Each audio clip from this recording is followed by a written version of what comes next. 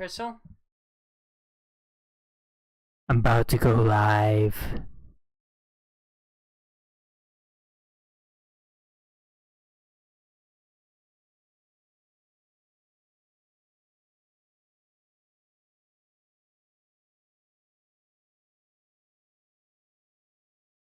Yeah. Go chalk that shit up.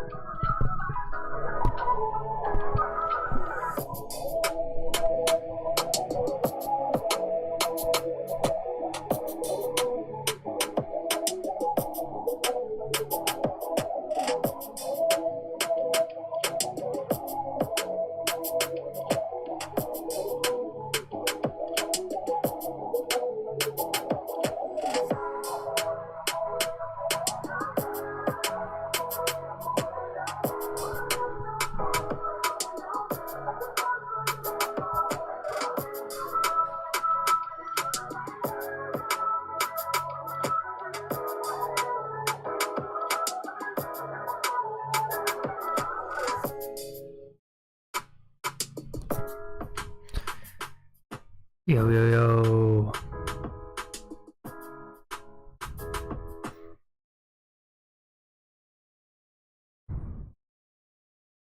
We'll pause that. What's going on, everyone? Welcome to KO Bets. My name is Bill. I see I got one viewer in the lobby. That's pretty sick to see. I just went out drinking with my friend Jimmy, and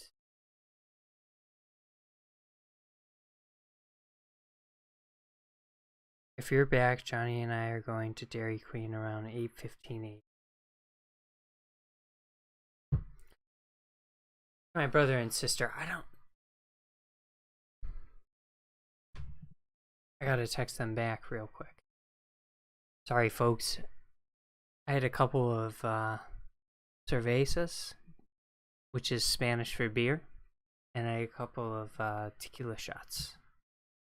So it's gonna be inevitably. It's just gonna be overall sloppy show. So it happens, right? It's Friday night, and from my perspective, it shows a lot of dedication to the channel to just go live at this point in time. So, welcome to KO Bets. My name is Bill.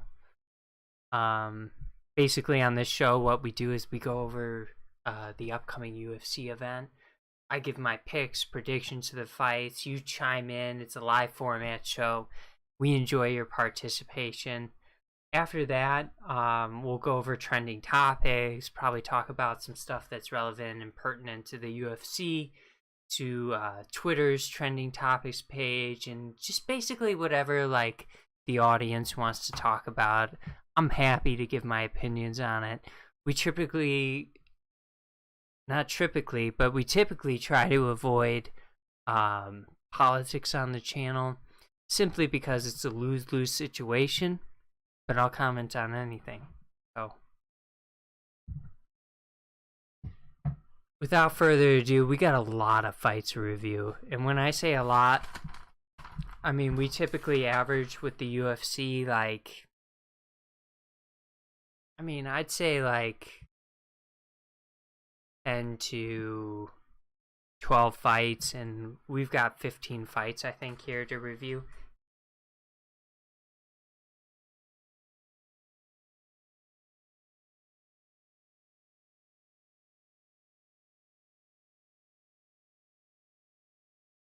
Chat?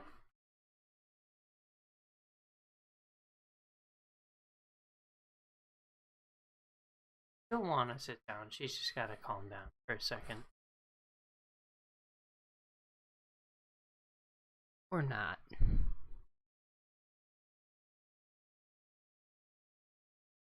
By the door over there.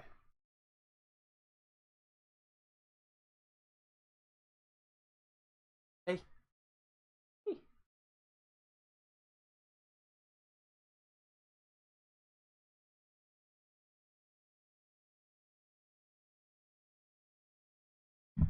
Crazy cat.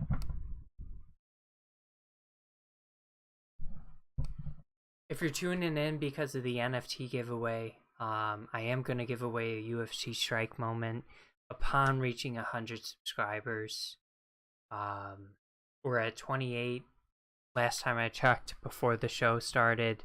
So I think we just need to get into the fights and get through this as efficiently as possible. We've got Journey Newson taking on Fernie Garcia in the first bout of the night.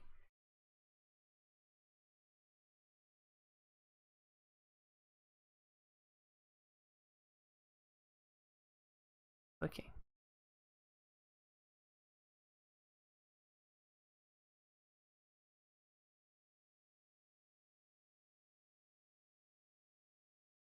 Okay, anyways, Journey Newson is plus 125. He is a slight underdog. Fernie Garcia is minus 145.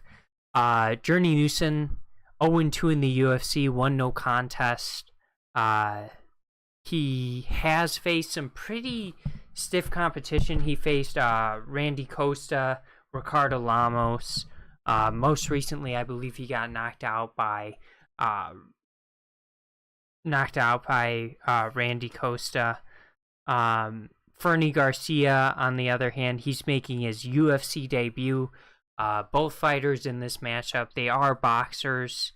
I guess as far as like what we've seen from Journey Newson, he's been a little bit like crazy in the sense like he throws some spinning techniques, which is very atypical of a technical boxer. We'll say they're both boxers in this fight, but we're going to give the advantage to Fernie Garcia from like a technical perspective in the sense like he's going to stick to a game plan, stick to what's gotten him to a 10-1 record, and that's going to be solid boxing technique here. So I don't anticipate any grappling in this matchup. I would say we're going to go with the favorite, Fernie Garcia, at -145. Just a little bit more technical, and ultimately it comes down to the fact, like, I've seen Randy Costa KO Journey Newsom, and I'm just not super confident that Journey Newsom's going to be able to hold up throughout this match and win 2 out of 3 rounds. So we're going to go with Fernie Garcia for sure on this. Why can't I? I'm not sure what's going on. I would love to be able to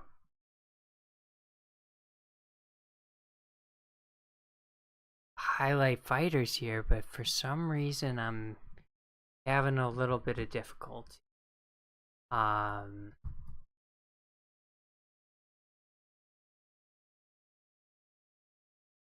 So if it wasn't clear, we're going with Fernie Garcia in the previous match, and I do typically like to look at the Draftkings odds, so we'll go ahead and do that as soon as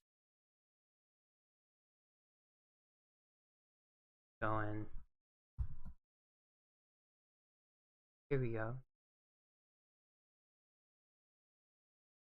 Check out the line. By the way, I do have a small wager on the Heat and the Suns. So the Heat are back in this game. They're only down 4.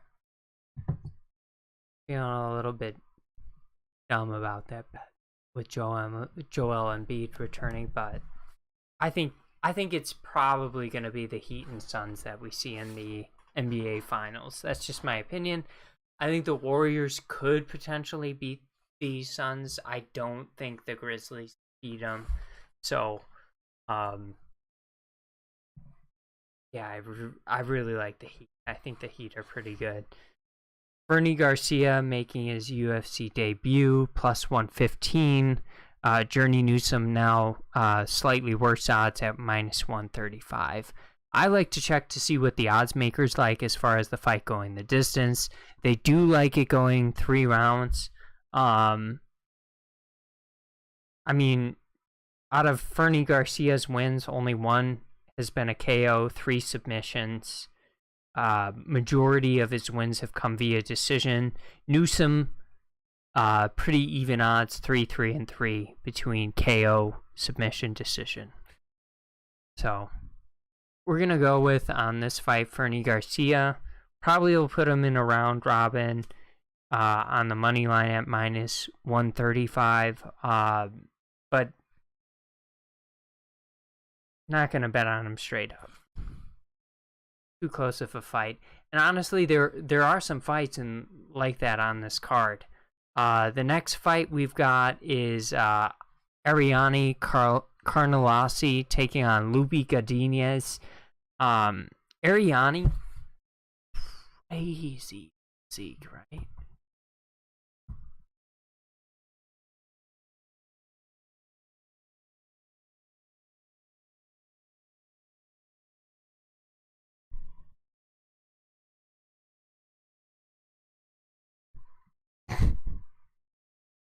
Insane. Cutting weight. Ready to sell. I mean, very strong girl. Very strong. She is the slight underdog at +155. Lupi Godinez. She's coming in at a slight favorite here. Looking at the fight lines, Lupi is now -170. I would pick Ariane Carnelossi if I thought she was able to put away Lupi Godinez, but I think Lupi is a tough fighter and a tough opponent for someone like Ariane. if she's not getting the finish, she's gonna struggle, I think, a little bit as far as the gas tank. I do like Lupi Godinez in this. She is 2-1 in her last 3, but she fought at a weight class above this division in her one loss.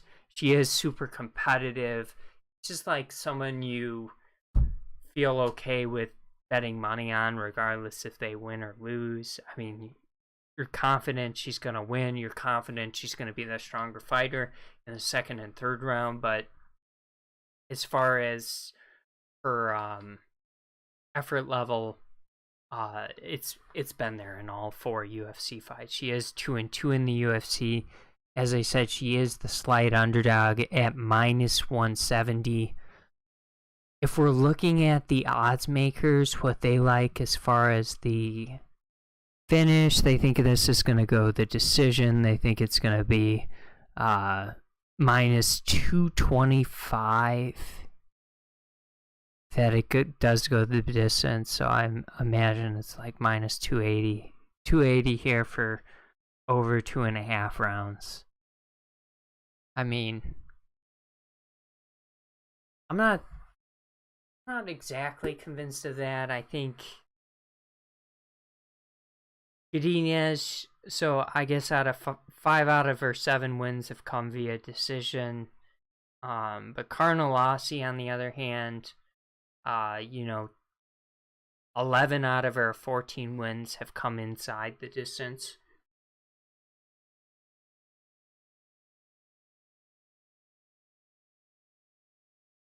Godinez is tough, for sure. I think it for sure could be a decision victory for Godinez. Check what the odds makers like. Lupi Godinez -105 for the decision. They do like that. Clydeson Rodriguez 7-1 taking on CJ Vergara. Not sure why this isn't working.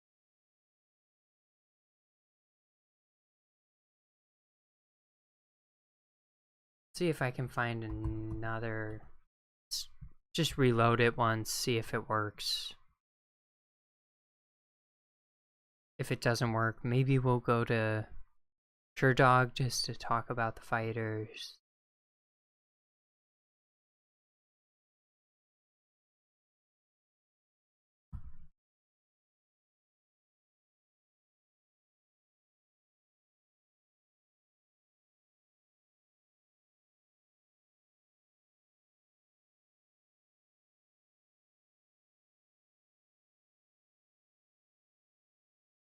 Alright, we'll go to CBS Sports. No, we're not going to do. I think I just have to. I'm sorry it doesn't have the stats pulled up, but I think I'm going to just have to stick with the UFC side. Even though it's not showing me the visuals and statistics I've come to love about the UFC, we'll just have to go with them. So Clydeson Rodriguez, he's a heavy favorite at -350. He's making his UFC debut. 3 wins out of his 7 wins. 3 have come via KO, 2 via submission, 2 via decision. He's from the Contender Series. CJ Vergara, on the other hand, slight underdog. I mean, not slight, but +270, 0-1 in the UFC. Out of his 9 wins, 6 have come via KO, 3 via decision, 1 draw on his record. As far as styles, Clydeson Rodriguez, he's going to have, I would say, an advantage attacking from distance, implementing his kicks, probably showing a speed advantage, showing a little bit of a power advantage. Vergara, he's going to need to make this fight dirty. He's going to need to slow it down a bit, get his hands on Clydeson, force him into positions where he's expending a lot of energy and ultimately taking away from his explosiveness. I think I like Clydeson Rodriguez in this at minus 350. It is a tough line at minus 350. I do think he's stylistically a rough matchup for CJ Vergara, who hasn't shown tremendous stand-up defense to this point. So going with Clydeson Rodriguez on this, if we're looking at the odds makers, I'm sure they don't like this to go the distance. Minus 135, so yeah, it's slightly swayed in that favor where they don't like it to go the distance. Clydeson Rodriguez, they like the KO, which I think is definitely possible if he's attacking from distance. Minus 320, that's a... I had him at minus 350 written down here, but that's still a significant turn off when it comes to waging money on Clydeson. About that one. Over unders at, it's pretty identical.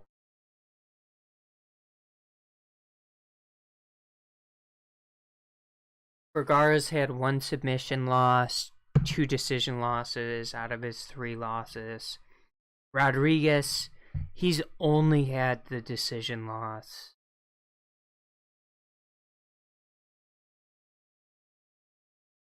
Man, I kind of think there's value on this fight to go the distance. Call me crazy, but plus 100, I kind of think there's value on it. I think CJ Vergara is super tough. He's going to need to win rounds 2 and 3. And then on the flip side, Clydeson Rodriguez, if he's not going to put away a guy like CJ Vergara, he's going to need to win rounds 1 and 2. So I'm going to go with Clydeson on the money line at minus 350. I'm going to probably go decision for Clydeson. So if we're looking at the winning methods, I don't think it was worth it. Clydeson at plus 150. Yeah, I don't... Maybe Clydeson KO or decision would be intriguing.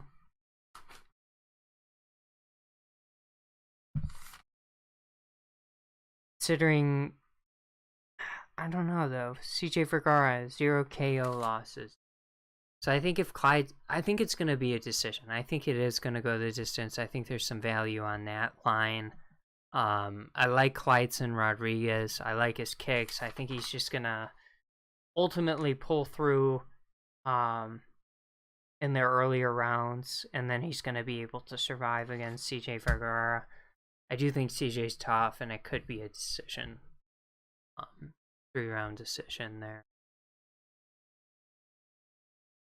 The next fight is Tracy Cortez, and I apologize, I'm going to do a lot of flipping this card. Tracy Cortez taking on Melissa Gatto. Tracy Cortez, slight underdog at minus 145. Melissa Gatto, plus 125. 2-0 in the UFC for Melissa Gatto. Tracy Cortez, 3-0. So someone's got to give, right, on the record.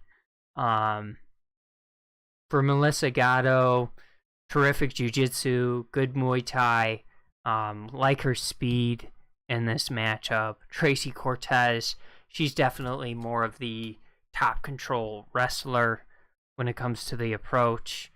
The only question I have for Cortez is I do think she's going to slow down in this matchup. I think Melissa Gatto's shown she's got better stamina for a 3-round fight. So Tracy Cortez is going to be dangerous for a round and a half, maybe 2 rounds. But I think ultimately Melissa Gatto, with her pressure, gas tank, well-roundedness, and just the dangerous nature of her off the back, she is a good jiu-jitsu artist. I think she's susceptible to submitting her opponent, and I think stylistically, like the top control approach of Tracy Cortez could be a dangerous approach against a fighter like Melissa Gatto. So I'm going with Melissa Gatto plus 125 on the money line. We're looking at what the odds makers like in this matchup. Oh, here we go. Minus 140 plus 120 for Melissa Gatto. They do like the fight to go the distance. I tend to agree with that at minus 190. I tend to agree with that. I kind of like... I wonder if the split decision is on the line. I kind of like taking these stupid exploratory wagers. It's probably under fight props.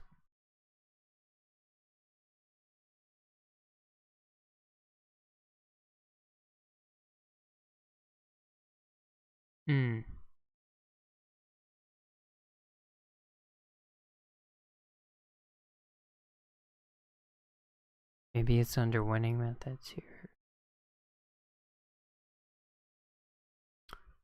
Okay, split or majority decision. So I think it could be one of those fights that's a candidate to be a split decision if it does go the distance. If it does end inside the distance, you have to favor Melissa Gatto with 2 KO victories, 4 submission victories. So 6 out of her 8 fights ending inside the distance. As far as Tracy Cortez, 7 decision victories. So if it does go the distance, there's something about Tracy Cortez, the top control, the wrestling, the swarmy nature of her approach. The judges do appreciate that. So Melissa Gatto, if she does get taken down, she's going to have to be active. But I like Melissa Gatto in this matchup. I really do. Andre Fialo taking on Cameron Van Camp. Andre Fialo, this is his, I think his 3rd fight in the UFC. He's 1-1. He did just KO someone in, like, I want to say the last 2 or 3 weeks. Really good boxer, 15-4, heavy favorite. He's stepping in on short notice, however. He's fighting against Cameron Van Camp, making his UFC debut. Definitely seems to have a grappling presence to him. Needs to try and wrestle Andre Fialo. Kind of hittable. I like Andre Fialo in this matchup.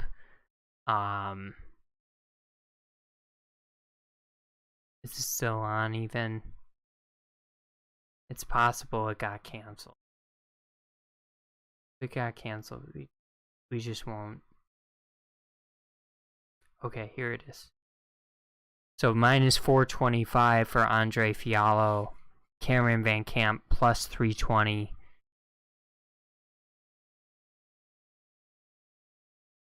As far as the fight props, they don't like it going the distance. Yeah, I think they probably like the KO. Minus 135 for Andre Fialo. I kind of like that too, but for minus 135, not sure if there's enough juice on that. Would maybe consider, I mean, it's a rough line, right? At minus 425, but I would maybe consider like a minus 425 along with, I mean, there's Clydeson minus 350. What does that get you? Clydeson minus 320. That gets you minus 161. I don't think... I mean, I was impressed with Andre Fialo. I think he's going to beat Cameron Van Camp, who's, you know, primarily a wrestler. I think he's going to outclass him on the feet. I think he showed in his last bout he's able to have some pretty good takedown defense, keep the fight standing. We're going to go with Andre Fialo. The next fight of the early prelims, we've got Blagoy Imanov taking on Marcos Rodriguez de Lima. Blagoy minus 145 favorite. Marcos Rodriguez de Lima. He's the plus 125 underdog. This is a tough fight. Blagoy coming off of 2 losses. Hasn't fought since 2019. Marcos Rodriguez de Lima, he's on a 2-fight win streak, more active. In my opinion, this is just a fight you want to stay away from. I'm going to roll with, because I have to make a pick, it's KO Bets. We're the fucking best when it comes to making picks. We got to make a pick. I'm going to go with Blagoy Ivanov on the money line. I mean, I would give the speed advantage, the kicking advantage, the power advantage to Marcos Rodriguez. But we've seen Blagoy survive against Derek Lewis. We've seen him survive and win against Tai Tuivasa. So he's got good experience. I think he can survive a guy like Marcos Rodriguez de Lima in this fight. So we're going to go with Blagoy Ivanov on the money line. Probably a good fight to avoid. Not going to put him in any sort of parlays. As far as what the odds makers like, we got to check that. My apologies.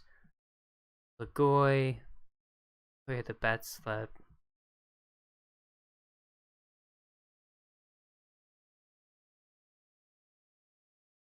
If I had to guess, I would say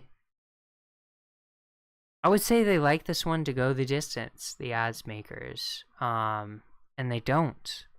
Minus 190. So, Imanov, 6-3 in decision, so 9 total fights have gone to decision. Rodrigo, a lot of KOs on his record, so maybe that's interesting. Maybe that's something I should look at, is the knockout potential of Marcos de Lima. I believe he's still the underdog. Yeah, plus 120. I love the knockout for de Lima if he's gonna win. As far as Ivanov, it's similar results. So, I mean, we've just seen Blagoy take clean shots from Derek Lewis, take clean shots from Tai Tuivasa, and still win the matchup. He kind of knows what it takes to win. So, going with Blagoy on the money line, probably will throw him in the round robin against Marcos. It just stylistically is a tough fight, I think, for Marcos.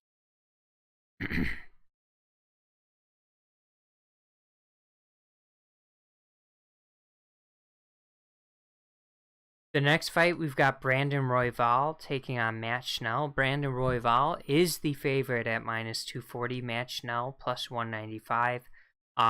This is going to be a really entertaining fight, really good fight. Probably a candidate for fight of the night if there wasn't Gaichy on the card, first of all, and this fight, Chandler versus Tony Ferguson. Just because both guys are tough. But Brandon Royval, Matt Schnell, possible candidate for fight of the night, underdog, sleeper. Brandon Royval, really well-rounded approach, high output, tenacity, really good competitor. Love the fluidity and the different looks of his attacks. Matt Schnell, on the other hand, he's a slight underdog. The question I have for Matt Schnell is like how he's going to wear the shots of Brandon Royval. He also has terrific output, but like ultimately it's going to come down to who's landing the more damaging shots. I think that's going to be Brandon Royval in this matchup. We'll see. I do like the durability and the toughness of both of these fighters. I wouldn't be surprised if the odds makers have this one going the distance. They don't at minus 190. And I think if I had to make a wager, I would say Brandon Royval via decision. I do like Brandon Royval enough to throw him in on parlays. I know that's a little bit risky against a guy like Matt Schnell, but I do like him enough to throw him in on parlays. There's a lot of ways he could win, right? There are a lot of ways he could win. I think it's going to be a decision, though. I think it's going to be a decision for Brandon Royval.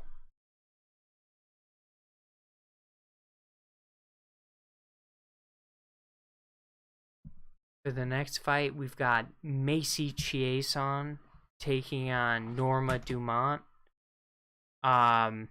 Macy, I gotta roll with Norma on the money line. Minus 235 is what the UFC site said.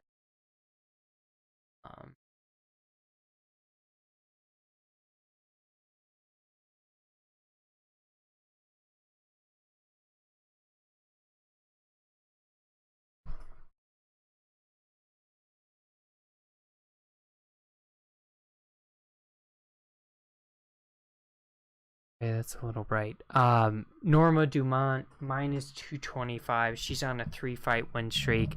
Macy Chiesan, 1-fight win streak. 1-fight loss streak.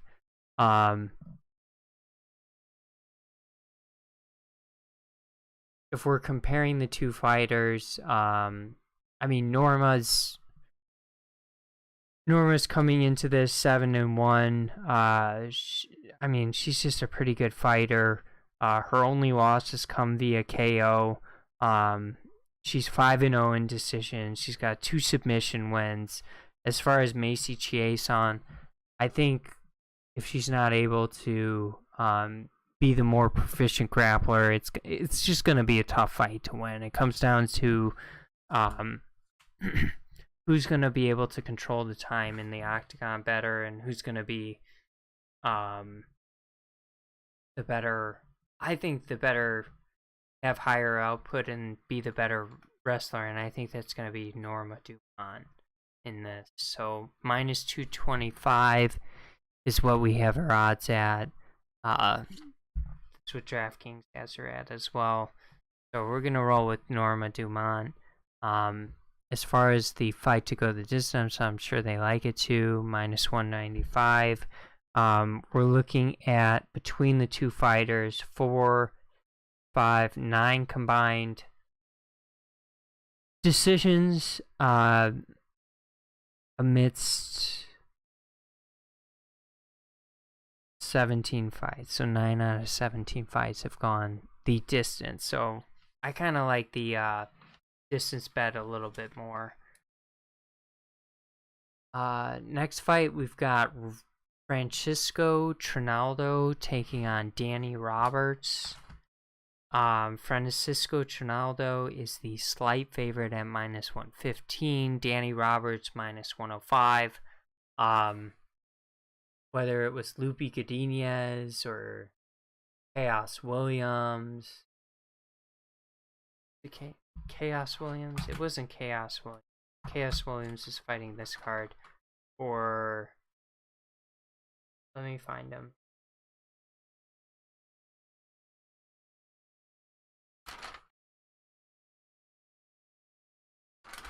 William Knight is who I'm thinking of. I just don't know who he was necessarily facing, but he lost. Fight. So we just haven't seen a whole lot of success with fighters going up a weight class. Francisco Ronaldo, he's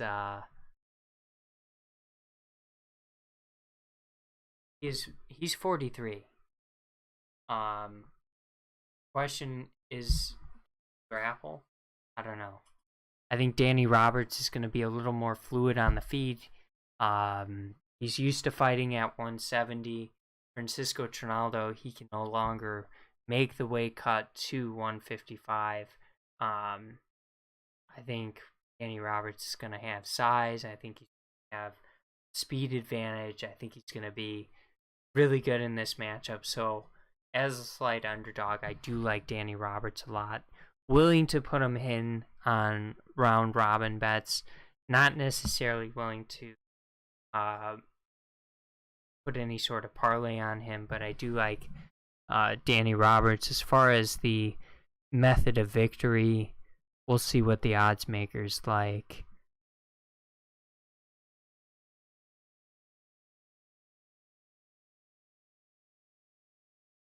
They do like the fight to go the distance. Francisco Trinaldo 13-5 in decisions. Danny Roberts 5-2 in decisions. Yeah, I think if it goes to a decision, it's just gonna overall favor Danny Roberts. So rolling with Danny Roberts on this card. Randy Brown taking on Chaos Williams is the next fight. Randy Brown is the slight underdog at now plus 105. Chaos Williams slight favorite at minus 125. Randy Brown really well rounded, 2-fight win streak. Excellent size, excellent utilization of his size and reach for the division. Chaos Williams, he's also on a 2-fight win streak. Great power. Really only needs one shot to put away the opponent. I think if the odds makers are favoring the finish, you kind of gotta roll with Chaos Williams on this.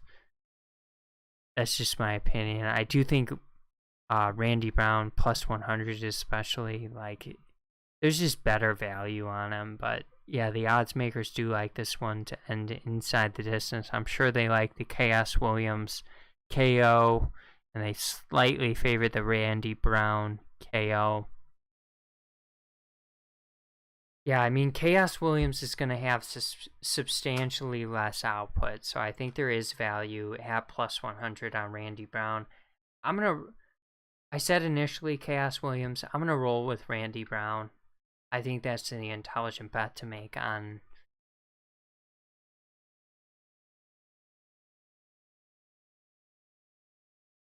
Maybe the over-under at over, the intelligent bet to make on like a round robin. I don't know. I think just going with the value on this close fight, Chaos Williams does have that ability to put anyone away. And Randy Brown, out of his 4 losses, 2 have been KOs. So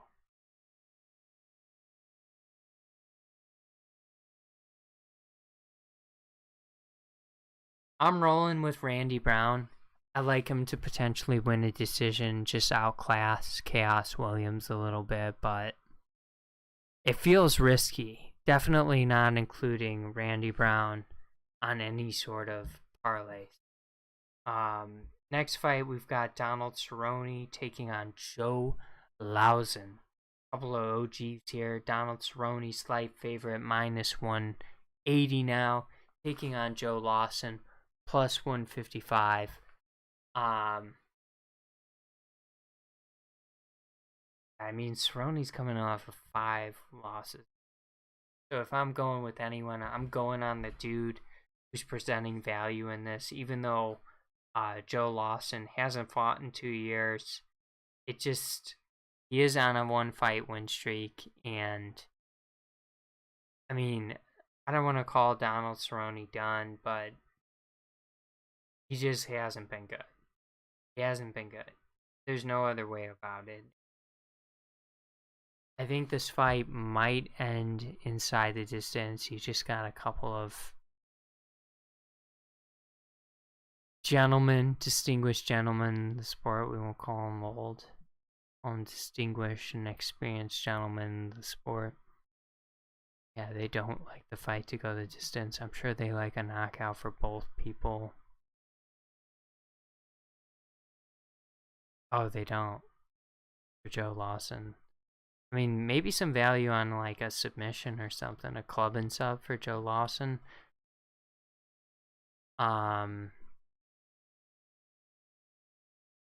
Can you see that?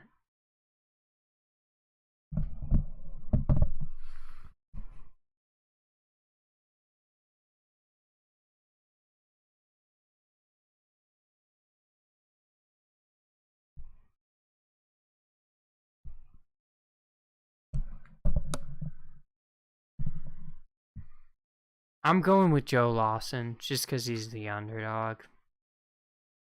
Might be a stupid reason to go with him, but I just think there's a little bit of value on him considering what we've seen from Donald Cerrone. He's on a 5-fight losing streak. He's got one no contest in there. I do kind of like the finish in this fight. Maybe that's the more intelligent bet at minus 250. I do like that result quite a bit. So maybe in my round robin, I'm putting that this fight doesn't go the distance at minus 250, as opposed to the money line bet. Next fight, we've got Mauricio Rua taking on Ovon St. Peru. Ovon is minus 240. Good kicker, decent jiu-jitsu. Has the Von Flue choke. Mauricio Rua, more of the boxer in this fight. He's on a 1-fight losing streak. This is his first fight since 2020. I think Ovon St. Peru should win this fight, so we'll go with him on the money line prediction. But I think minus 240 is reaching a little bit considering what we've seen from Ovon St. Peru in his career, especially as of recent. Yeah, I think that's reaching a little bit. Minus 250. So what does that surmount to? You're winning 40 cents for every dollar you bet.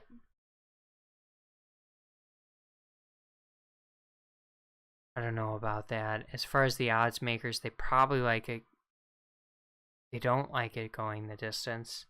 Rua, 21 out of 27 wins via KO. Ovon St. Peru,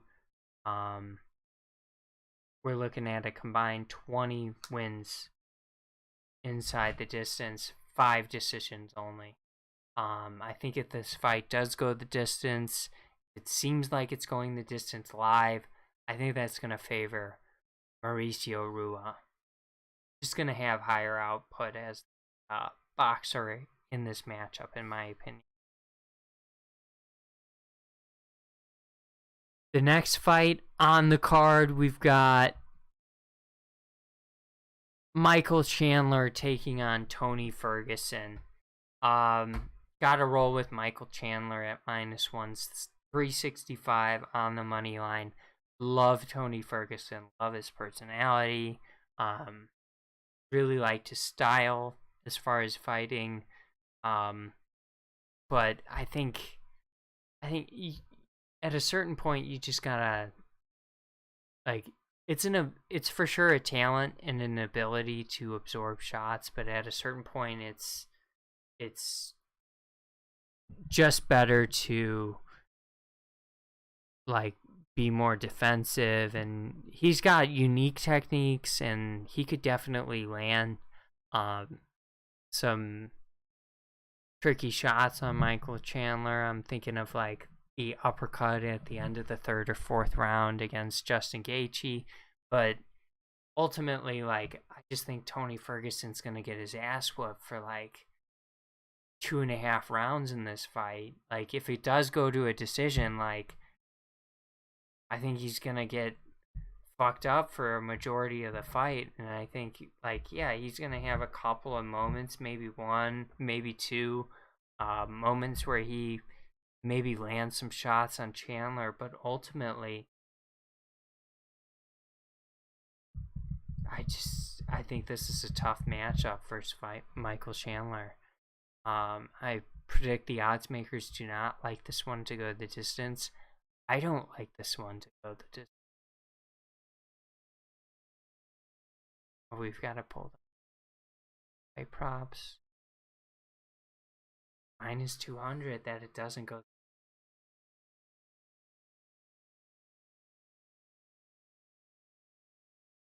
minus 110 for the KO, technical KO, DQ.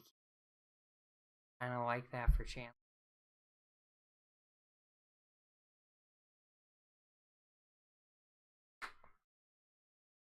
If it does go I just see Chandler like taking 2 out of 3 rounds. Even if it does go the distance and Tony has a terrific fight, like I see Chandler taking 2 out of 3. I don't think the line's too absurd with Chandler at minus 350. I don't think that's crazy.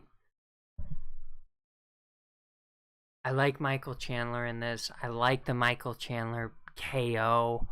I just think it's a tough matchup for Tony Ferguson. I think Tony's a terrific fighter, a difficult puzzle to solve, just like everyone says about him, but of Michael Chandler and stuff.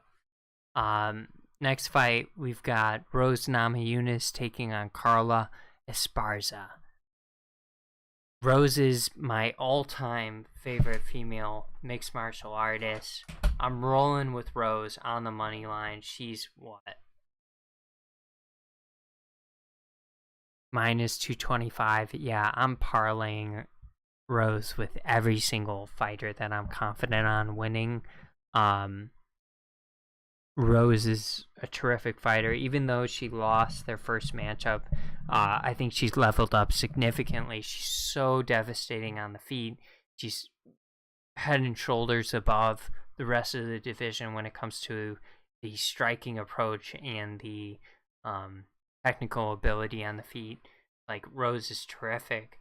I think she's an awesome jiu-jitsu artist, which we haven't been able to see lately, but I think she is a terrific jiu-jitsu artist if she does get taken down by Carla Esparza. I like Carla Esparza in like a decision. If it is a decision, it's gonna be a close fight. I do think she can take 2 rounds. I just don't think she can win 3 out of 5 rounds against a fighter like Rose Namajunas. So I love Rose Namajunas in this. I think it's gonna be the decision. Yeah, plus 150.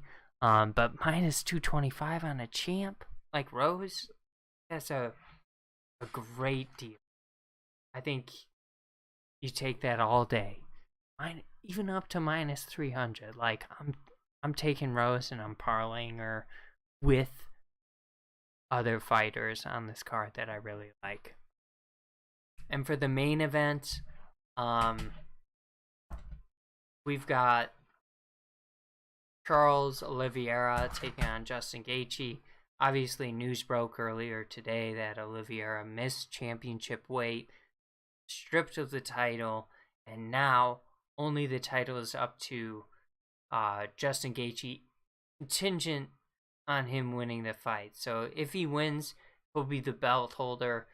Charles, regardless if he wins or loses, he won't be the 155-pound champ. Can't miss weight in the championship fights. It's a little bit mind-boggling that he did miss weight. There's some obvious,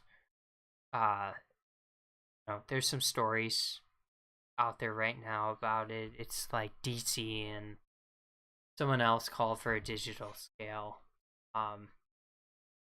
And if the scales weren't calibrated, shame on the.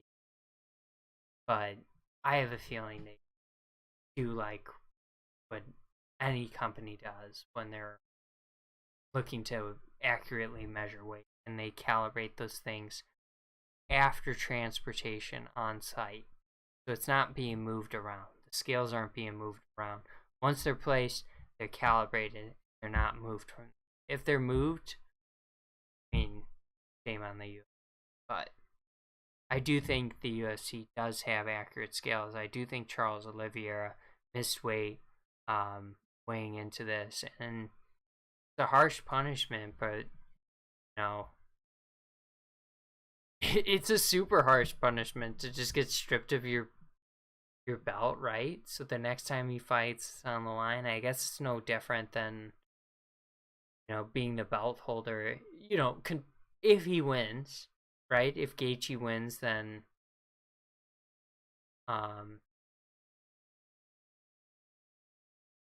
he's gonna obviously get the belt.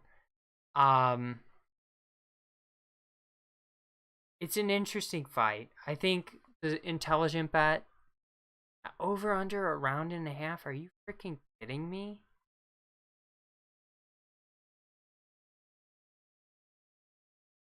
That's so insane. Like, so they don't think the fight's gonna go the distance at minus 450. Fight lines.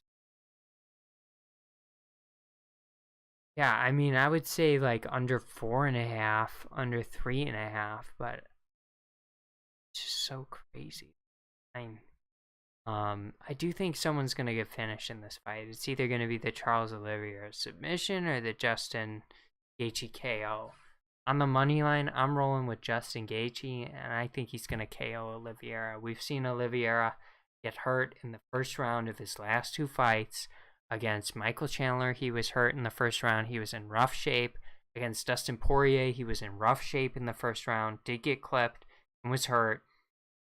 I think if you do that and make that mistake early in a fight against Justin Gaethje, you're in trouble. And so I like Justin Gaethje in this. I like his boxing ability. I like his concerted effort to avoid grappling in this matchup. Unless Charles Oliveira turns into a persistent grappler prior to this fight, I just don't see how he's gonna end up beating Justin Gaethje on the feet. I really think this fight is gonna be Justin Gaethje at plus 120. Probably not parlaying anything with Justin Gaethje at plus 120. But not afraid to put him on the round robin card. I do want to briefly check before we get into our trending topics and the Heat scored. I needed the Heat to win. Embiid's back. The Sixers are playing at home. It's not surprising that the Sixers are winning this matchup. I just parlayed the favors together. Favorites. So I did Heat, Suns. Doesn't look like that's gonna happen. That's okay. As far as the Twitter trending topics,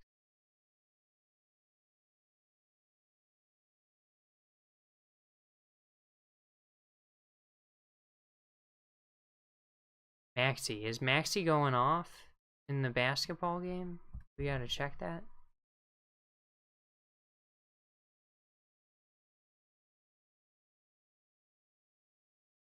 Maxey, he looked pretty sick when... Put some spring in your step with cold brew topped with cold foam and...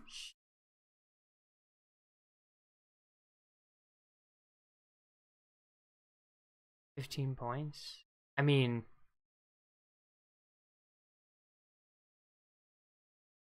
Gibbs. Why is Maxey trending? The last drive-in SmackDown is always trending, so it just must be the because the Heat and the Sixers are playing. That's why their players are trending. So NBA update.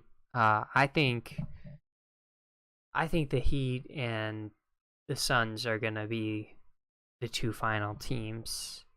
In the NBA Finals. I think ultimately, if it comes down to a matchup between the Heat and the Suns, I think it's a really, really close matchup, like a 6 or potentially 7 game series, but I do think I like the Suns in that. So I think I like the Phoenix Suns to win this year. We're watching The Ultimate Fighter season 17, I guess episodes come out on Tuesdays. So maybe I'll do a new segment on those episodes. Really enjoy watching the show. So maybe we could do a little bit of post-show discussion on that. We already talked about Charles missing weight. Tornadoes, fucking crazy in the Midwest. I guess there was one in Oakbrook. Not too damaging, but it ripped a roof off a building. I live in a suburb. For real.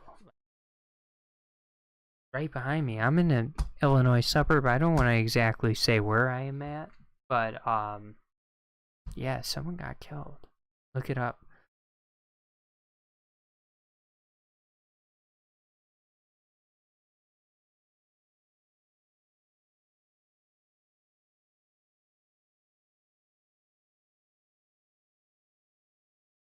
It doesn't rhyme with, but it kind of rhymes with subpoena. The town. But just look up, like, potential murders that happened in Illinois recently, and it might pop up.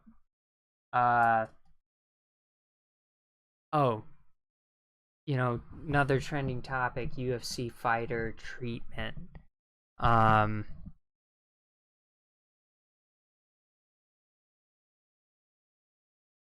I don't know, it's getting a little bit off-putting, like, there's no actionable... There's not even, like, an indication, like, there's any action, like, behind fighters trying to unionize and really straighten out how they perceive they're treated as an as an employer pool. A group of contractors per se who are hired to fight and compete for the organization. It's like there's this weird dynamic in play, and I don't think either party's wrong, but I think to like strongly endorse either side of the table is to like buy into the propaganda and the sales pitch that each of them are trying to present to you. And that's just like, from the fighter's perspective, they don't feel like they're taken care of. They don't feel like they're, Tony was talking about health insurance. Like, no offense to Tony, but like, what the fuck? What company's gonna want to insure his medical bills? You know what I mean? He gets messed up, and I'm sure his medical history and his medical record would show that. It's just like, what kind of insurer would even want to take on that risk? And I think the answer is no one. And so, like, when you talk about like health benefits and stuff like that for professional athletes, when they're getting paid millions and they're getting a cut of pay-per-view earnings, like,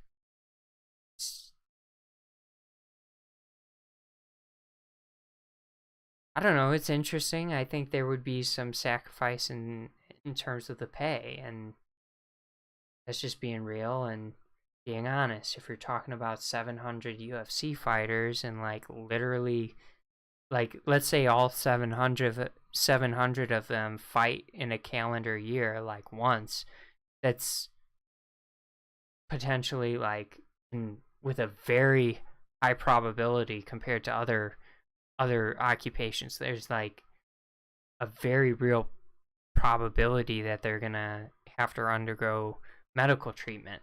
So I don't want to like just like complain and bitch about it. I want to come up with like an actionable solution. My solution would be to put a medical insurance company on the octagon. Like, we got Hollerhead, we got Proper 12, we got we got great stuff on there, right? That's supporting people who are involved in the promotion. But like, come on, if you want to like subsidize the cost of health insurance, do it by putting advertisement on the Octagon. Do it. I think it's a win-win. I think you could subsidize the cost, and if for any firm, if it's like we're talking about cage fighting, right, where it's like guaranteed you're gonna need medical attention after the fight. We're talking about the UFC, like deadly athletes, and we're like, how many fights are we looking at with ranked fighters this weekend? The 3 main events for sure, and then actually I don't know if there's any others, but that's not the point. Like, we're looking at people who are employed in a profession where it's like guaranteed that they're gonna get hurt physically and they're gonna need medical attention. So it's like, in my opinion, the only way you subsidize that is by like putting their brand, their name on the Octagon, right? And then you could potentially like subsidize and take care of your fighters long term. And I think I understand, and I know it's not as simple as that. You're gonna need to find a partner who like values exposure more than taking a loss. But I think there is an opportunity out there. You look at insurance providers, and they probably spend a ton on marketing. If they wanted to just push that towards the UFC, a little bit of that marketing pool could be super lucrative. I don't know. So that's my opinion on the whole health insurance for fighters. I think it's stupid to demand as an individual. I think they need to unionize, and I think the UFC would have to probably promote, like run a lot of ads and put the insurance provider on the Octagon, like on the poster potentially, just to like validate the cost, the ROI on insuring a profession where it's like guaranteed you're gonna get hurt.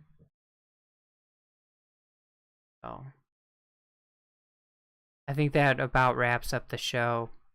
I gotta eat some food. I gotta eat some dinner. I was out having a drink with a buddy and had a good time. Shout out to Jimmy. He is on SoundCloud, I believe.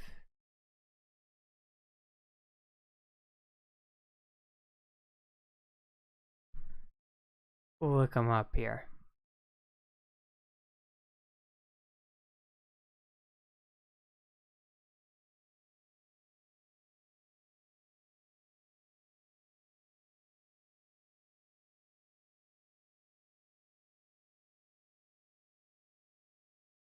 Damn. I don't know what his SoundCloud is. I'm sure I'm following him.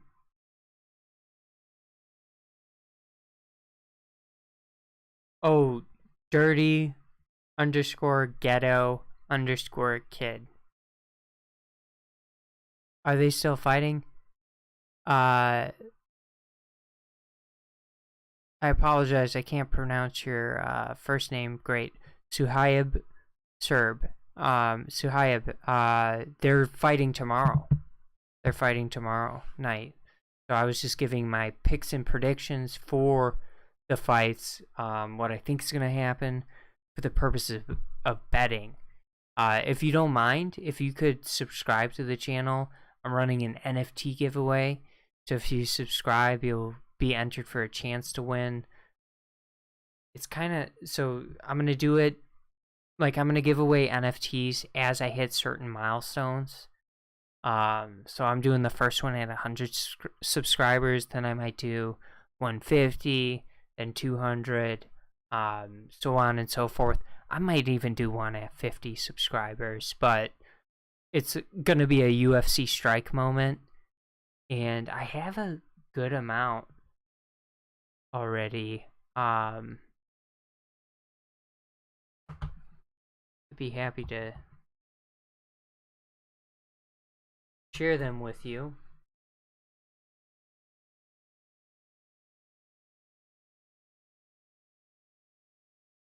We're gonna pull it up here. Oh, you left.